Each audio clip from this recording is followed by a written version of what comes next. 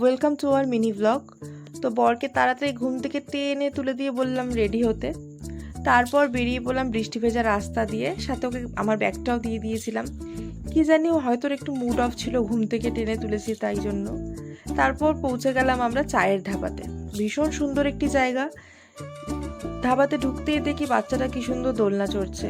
এই দেখে আমার একটু দোলনা চড়তে ইচ্ছে হয়েছিল, তো ওকে তাই বলছিলাম, কিন্তু বললো থাক, এই বয়সে আর দোলনা চড়ে লাভ নেই। তারপর গেলাম সোজা খাবার দাবারের দিকে। তো আমি এসেছিলাম এখানে অ্যাকচুয়ালি ডিসকাউন্টের জন্য, কিন্তু এখানে আমার মেনু লিস্ট দেখে চক্ষু চড়ক গাছ। ভাবছিলাম কি অর্ডার করি, তারপর মনে পড়লো আরে বর তো আছে, ওর পকেট কেটে অর্ডার করতে কী হয়। তারপরেই জানি না কি দার্জিলিং স্পেশাল টি আর কিছু স্ন্যাক্স অর্ডার করেছিলাম, কিন্তু চায়ে না একদম চিনি ছিল না। তোমরাই বলো বাঙালির চায়ে চিনি ছাড়া পোষায়? তারপর স্ন্যাক্সই খেতে বসে গেলাম। স্ন্যাক্সগুলো বেশ ভালো খেতে ছিল।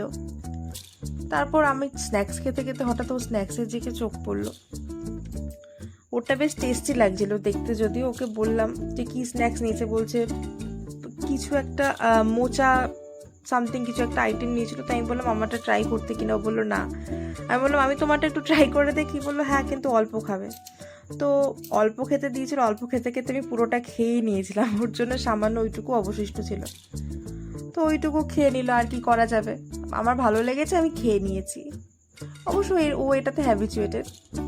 তো যাই হোক, তারপর ও বললো বিল এবার তোমাকেই মেটাতে হবে, যেহেতু তুমি টেনে আমাকে ঘুরতে নিয়ে এসছো ঘুম থেকে তুলে। তারপর বিল মিটিয়ে আস্তে আস্তে করে নেমে ধীরে সুস্থে বাড়িতে চলে। আমরা তবে আজ আসি, আবার দেখা হবে নতুন ভিডিওতে।